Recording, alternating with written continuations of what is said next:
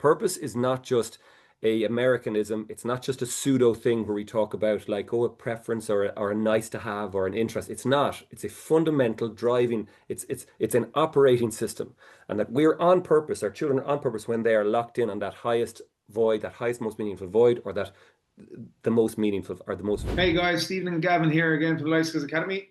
Hope you're all well. Thanks again for all the engagement. It's been great getting the DMs and everything like that. So what we're going to just jump into, I suppose, we're going to just continue on from our last video, talking about purpose. People hear the word purpose, and we're going to debunk that and see if it's a load of nonsense, Gav. And we're going to talk about the kind of the method involved in finding this. So again, Gav, 10-minute timer. We have failed every single time we've done this. So let's do our best. 10 minutes. Okay. Condense it down because it's a lot more digestible. So 10 minutes timer starts now. So I suppose we'll start off with like how important is finding your purpose on a scale of 1 to 10, or is it a load of nonsense? Like we hear purpose all the time. Is it just another one of those things?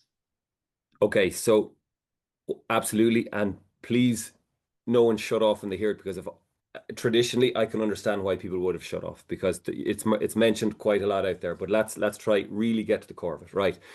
If you've watched the videos before, you've heard us talking about highest values, the importance of living according to a highest value, and what actually highest value is. So let's just put it like this way.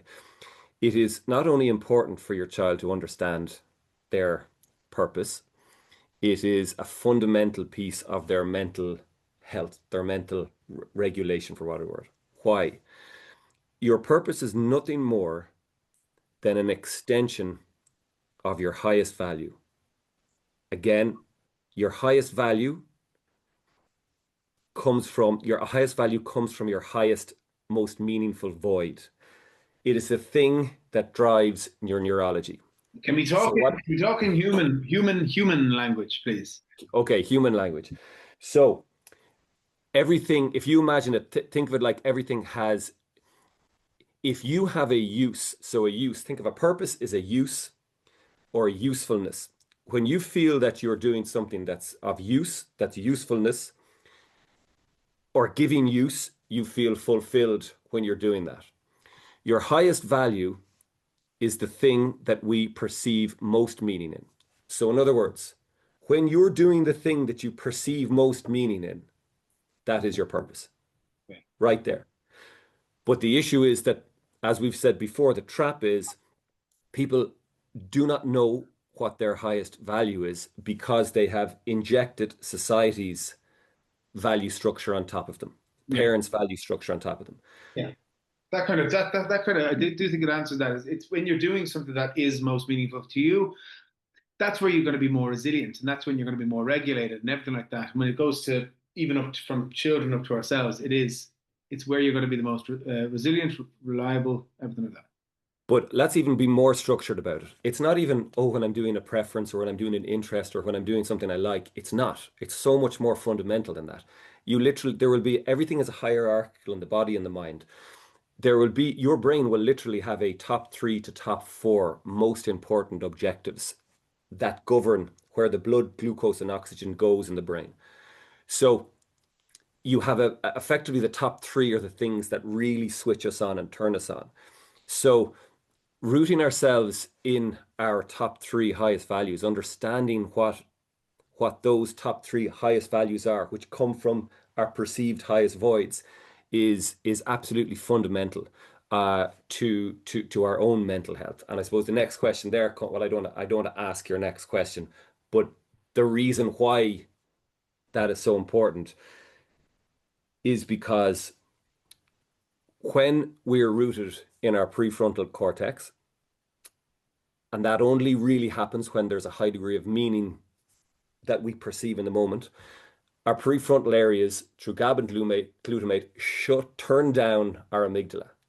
What that just means is that the amygdala is the thing that wants us to distract us from what we're doing, an impulse to chocolate, an instinct away from the pain of the moment. But when we're in here, when our children are in here, when they're doing something that they perceive highly meaning, when our teenagers are locked in on something they perceive as highly meaningful, they will stay disciplined, reliable, and focused. They will have the highest degree of highest probability of achievement in that area. They have the highest degree of developing self-confidence, self-worth, and self-trust in these areas. Now, I don't want to go too much into this because we've covered all that in our last videos, but really what we're trying to get here is purpose is not just a Americanism. It's not just a pseudo thing where we talk about like, oh, a preference or a nice to have or an interest. It's not. It's a fundamental driving, it's an operating system. And that we're on purpose, our children are on purpose when they are locked in on that highest void, that highest, most meaningful void, or that the most meaningful or the most You're saying highest value. it's a need to have. It's not like a nice to have. Yeah, it's fundamental. It's as fundamental as putting healthy food into your body because your body then literally responds accordingly. It gives you feedback that, oh, I like this. It develops accordingly. If I put rubbish food in my body, it gives you feedback and develops accordingly. It's as fundamental as that. And going a bit deeper into that, then I suppose finding out is and identifying this. Is there like bring us through the method of identifying the purpose? Yeah, so again, as we said, right, let's be very sharp about it. This isn't, this is a science again. It's not like, oh, how do I find my purpose? A lot of this stuff is, oh, if I, and you hear this online, you hear this and stuff, finding someone's purpose and how do I find my purpose and how do I, and it's nearly out there. When the way it's sold to us, it's nearly this thing that's just always out of reach. If I found my purpose, how do I find my purpose, etc., etc. A human, a human being lives their life will always live their life according to their highest value, whether they know it or not. Okay, so I'm going to come to your question about how do we find that, but let me just preference it by saying this. When I was doing law back in the day, when I was a solicitor, I there were parts of it that I switched on with, and there were parts of it that I switched off with. But what was really interesting is one of my highest values, looking back, my highest voice was always helping and teaching and helping people break through stuff that they didn't understand. There's always that element of teaching in it, right?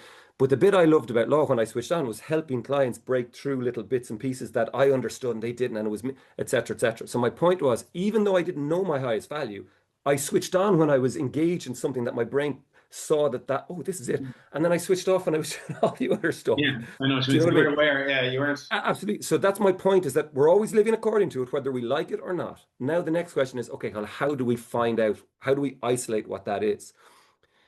And again, this should be bread and butter. This should just be part of our education system, or this should just be part of our general knowledge. But it isn't. But that's great because that's kind of what we're helping with here. So there is a methodology, a process that we can that you can go through, which looks at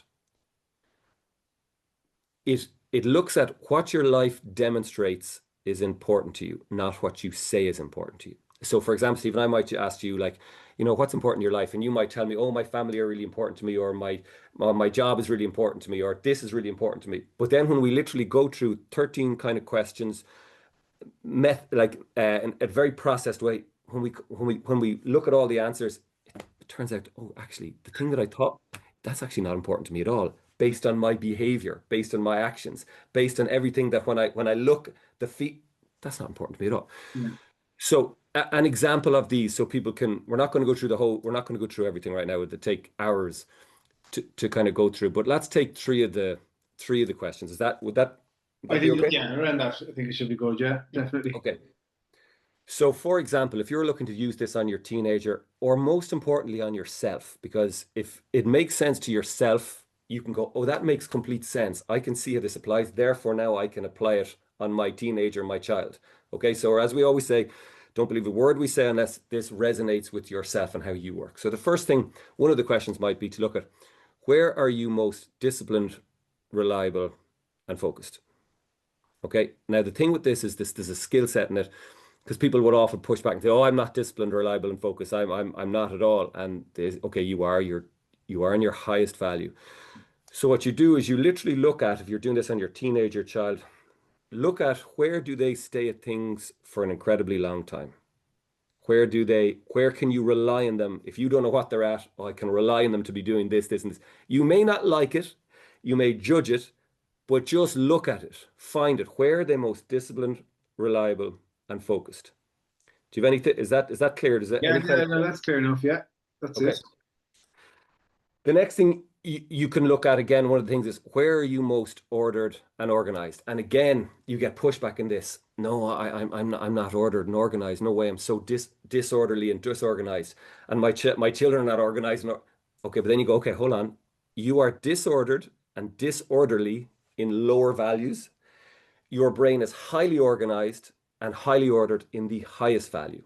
In the specific highest value, you are as organized as, I don't know what, whatever that most organized thing is. So scan your children, look at their rooms. Where are they most ordered? Or is it, again, I'm going to use computer games. Is it that they're computer games? Do they know exactly where their stuff is in it? Where is their knowledge ordered and organized? Can they pull information out?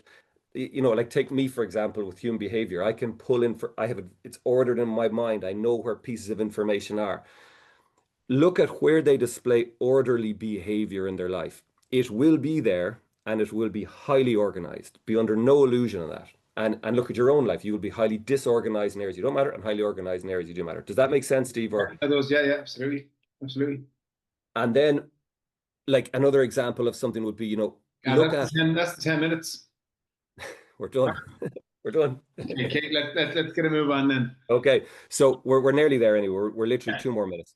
Where does the person constantly bring the conversation towards when they're talking? So, for example, if when I'm talking to you, Steve, after 10 minutes, Yeah. where do I try and bring the Bring it conversation back towards? into, yeah, teaching and human behavior and everything like that. Did you know what I'm saying? Like, in Yeah. some way, form, if I'm talking to my friends, if we're out in some way, I'll try and. So just examine, where do the people try? Where do you try to bring the conversation towards? What specifically are you looking for?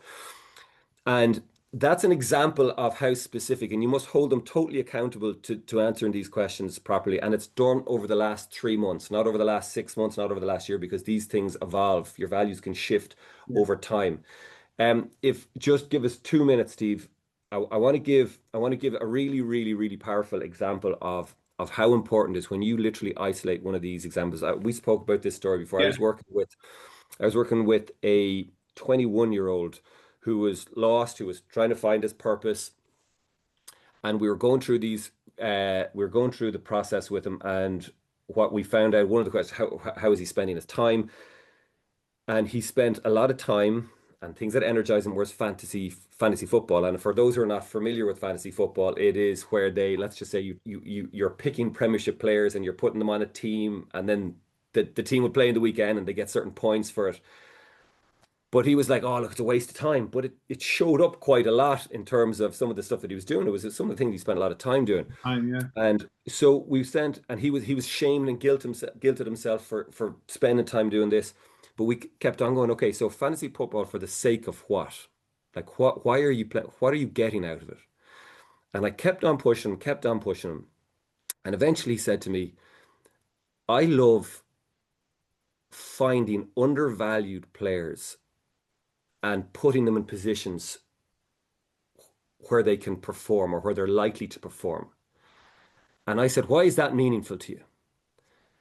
And he goes, and I know this guy was massively dyslexic. He was bullied as a kid as well. And I said, did you ever feel undervalued? Because remember, a void always Yeah. creates a value. And so one of the things, his tears started to come. One of the things for him was that he never felt seen, and he never felt that no one ever saw his use or value. And so the thing that he felt most meaning was finding the value in undervalued people, and then using them and utilizing them. And then what he discovered was, we said, okay, so how in your career, how is this meaningful in your career? Because he wanted to move up in kind of like management in a store he was working in. And I go, would you like to be involved in, like, in human resource, where you're picking undervalued people and putting them in places where they're. And he said, I love that. I Mm. would love that. I would love to be working with people, finding what they're best at and putting them in positions, because he felt completely under. Do you understand what I'm saying? Yeah, And absolutely. literally his heart opened, and that was his purpose. And suddenly that was part of his highest value. You get what I'm saying? That was one of his highest values. He And could so see it then. He could he find could himself. see it, and then he was like, that's it. That's what I love to do. And so he can now, he go into interviews now, and he can kind of, like, he'll embrace pains and pleasures, not getting the job because this is what I want to do now. Do you get what I'm saying? I think it's a really powerful thing of someone connecting with their highest value slash highest void. And I think people might be able to feel the impact that that has on someone. And a young boy who was completely lost, didn't know what he wanted to do with himself, and suddenly connecting with, this is something really meaningful for me. I would love to do this. I think people could connect with that as well, actually, to be honest with you, because it's a real life example. Do you know what I mean? So I think that's very good. Hopefully, that's condensed now with that short conversation. We are going to wrap it up now, Gav. Yeah. But yeah, but listen, we'll take it up again next week. We'll keep the comments coming, keep the DMs coming, the emails, and of course the platform school there as well. Hop on it, and yeah, we'll see you again. Yeah, and we're just Steve on that. We're going to do a live call maybe next week. So if people want to be on the call with us and actually clear things up as we're speaking, you know what I mean? They can ask questions and make things relevant, I suppose, to their own kind of conversation, to their own life, and clear things up because I think Yeah. that's kind of I think would add to things. Yeah, and we won't be recording that. We'll do a Q&A before and after, and we can do the chat just like this. So the questions won't be recorded. So if you wanted to jump on with the comments and stuff, Yeah, we'll do the questions and answer after it. Yeah. yeah. So thanks everyone. Okay. Thanks, Steve. Thanks, guys.